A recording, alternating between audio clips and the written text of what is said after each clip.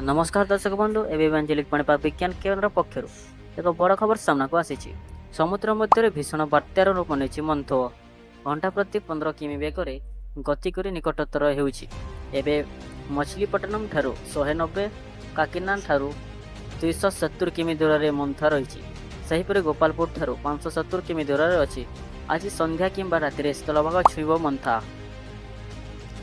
तेज यह आंध्र उपकूल काकिनाडा दे अतिक्रम कर लैंडफॉल बेले पवनर सर्वाधिक बेग 110 किमी लैंडफॉल पूर्वर काकिनाडा बेलाभूमि रास्ता धेसई हो जाइछि।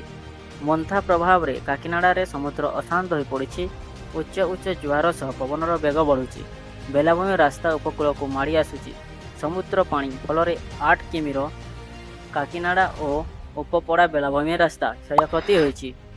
तेज दर्शक बंधु आगक एमती खबर पाइबा आम सहित जड़ित रुहतु और वीडियो को लाइक कर चैनल को सब्सक्राइब कर दिंतु।